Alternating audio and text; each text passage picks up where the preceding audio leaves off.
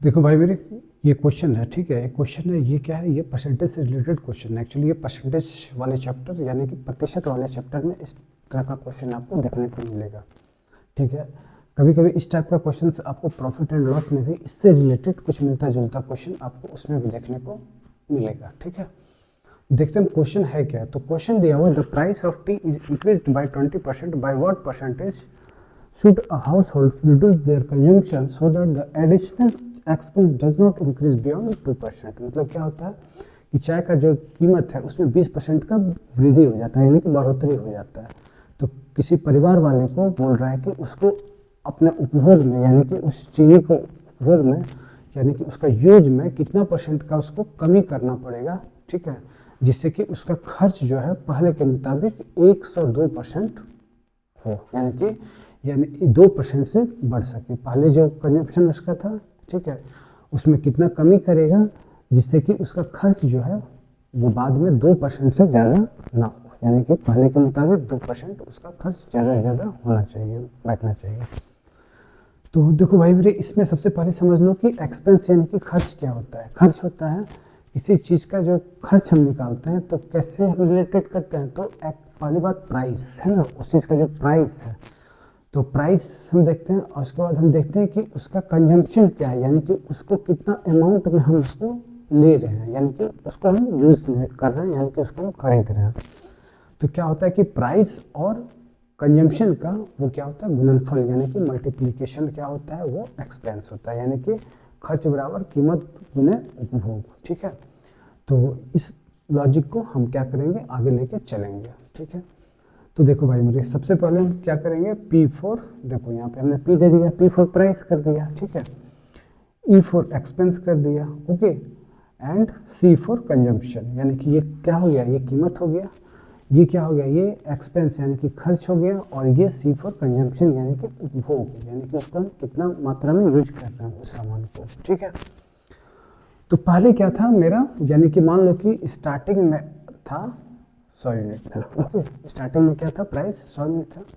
जब 20% से बढ़ जाता है प्राइस, तो बाद में क्या बन जाएगा, तो ये 120 बन जाएगा, क्या बन जाएगा, 120 बन जाएगा, ओके। उसी तरह बोल रहा है कि खर्च 2% से अधिक ना बढ़े, तो खर्च जो है स्टार्टिंग में मान लो कि 100 यूनिट था, है ना, खर्च, और बाद में क्या होना चाहिए, खर्च 102 यूनिट बोल रहा है, इससे ज़्यादा नहीं होना चाहिए, यानी कि 102 यूनिट बाद में होना चाहिए, ठीक है। तो कंजम्पशन क्या होगा, है ना, यानी कि मेरे पास एक्सपेंस दिया हुआ है, प्राइस दिया हुआ है, तो मुझे कंजम्पशन पता करना है। कंजम्पशन क्या होता है, प्राइस और कंजम्पशन का मल्टीप्लिकेशन क्या होता है, एक्सपेंस होता है।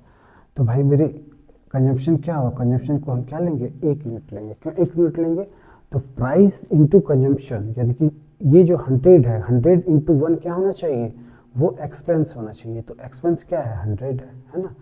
प्राइस इंटू कंजम्पशन क्या होता है, एक्सपेंस होता है ना। प्राइस इंटू कंजम्पशन क्या होता है, तो एक्सपेंस होता है।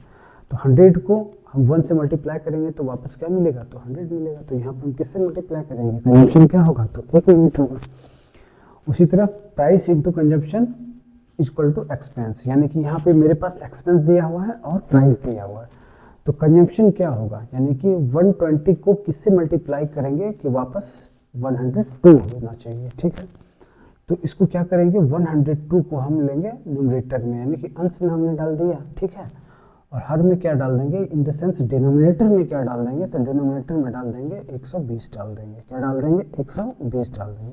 अब वापस चेक करो, 120 को आप 102 इंटू 120, यानी कि ये प्राइस हो गया और ये कंजम्पशन हो गया, ये दोनों को आप मल्टीप्लाई करो तो देखो 102 आ रहा है क्या नहीं। तो 120 को आप 102 बटे 120 से मल्टीप्लाई करोगे तो 120 वापस कैंसिल, यानी कि क्या हो रहा है, 102 बन रहा है ना, 102 आया। तो यानी कि इसको हमने किससे मल्टीप्लाई कर दिया, 102 बटे 120 से हमने मल्टीप्लाई कर दिया। तो अब यहाँ पे ध्यान देना भाई मेरे, अब देखो, अब ये क्या है, 1 और 102 बटे 120 के अनुपात में, यानी कि इस रेशियो में है ना, इस रेशियो बन रहा है। तो ये जो न्यूमरेटर है, ठीक है, इसको हम क्या कर देंगे, वापस इससे मल्टीप्लाई कर देंगे, तो ये क्या बन जाएगा, तो ये बन जाएगा 120 बन जाएगा। 1 को 120 से क्या करेंगे, हम मल्टीप्लाई कर देंगे, है ना, क्योंकि जो डिनोमिनेटर है यानी कि जो हर है उसका हम क्या करेंगे, उसका एलसीएम लेंगे। तो यहाँ पे हर क्या है, 1 के नीचे क्या है, 1 के नीचे तो एक ही है ना। और 120 यहाँ पर है तो उसका एलसीएम क्या बनेगा, उसका एलसीएम लघुत्तम 120 बनेगा। तो 120 को हम वापस क्या करेंगे, 1 से मल्टीप्लाई करेंगे तो 120 बनेगा। फिर 120 को इससे मल्टीप्लाई करोगे आप 120 से तो क्या बन जाएगा, तो 102 बन जाएगा, यानी कि 102 बन जाएगा। ये 120 बन रहा है 120 यूनिट, और ये क्या बन रहा है, ये 102 यूनिट बन रहा है। ठीक है, तो अब हमें क्या निकालना है, तो अब हमें पता करना है, क्वेश्चन में बोल रहा है कि परिवार को अपने उपभोग में कितने प्रतिशत की कमी करना चाहिए। तो पहले उपभोग क्या था, पहले उपभोग था 120 यूनिट था, अब उपभोग क्या हो रहा है, 102 यूनिट बन रहा है। ठीक है, तो कितने की कमी हो गई, यानी कि पहले 120 यूनिट था अब 102 यूनिट है, तो कितने की कमी आ गई, कमी आ गई, यानी कि 18 की कमी आ गई। कितने की कमी आ गई, 18 यूनिट की कमी आ गई। 18 यूनिट उसको वो कम करना है। तो अब इसको हम परसेंटेज निकालेंगे, तो परसेंटेज निकालने के लिए क्या करेंगे, 18, और पहले क्या था, पहले हम नीचे डालेंगे, पहले जो था अब कंजम्पशन, तो पहले कितना यूनिट था, 120 यूनिट, यानी कि जो 18 जो ये कम हो रहा है तो कितना में कम हो रहा है, तो 120 में कम हो रहा है, तो 18/120 और इंटू क्या करेंगे 100 कर देंगे भाई मेरे। तो 6 से 3 टाइम्स, 6 से 2 टाइम्स, फिर 2 से 5 टाइम्स, तो क्या बन रहा है 5 × 3, इसको आप परसेंटेज का साइन दे दो, तो 5 × 3 इन द सेंस 15%। ओके, तो ऑप्शन नंबर सी हो जाएगा, यानी कि परिवार को कितने प्रतिशत उपभोग में कमी करना पड़ेगा, तो 15% उसको कमी करना पड़ेगा उसके अपने उपभोग में। ठीक है, तो इसको इस तरह से आप करो, इसमें ज़्यादा कुछ नहीं है, सिर्फ मैंने समझाने के लिए आपको इतना ये लिखा है, ये कैलकुलेशन किया है। ठीक है, ज़्यादा कुछ नहीं है, बहुत ही सिंपल वे है इसका, आप इजीली इसको बनाओगे। ओके।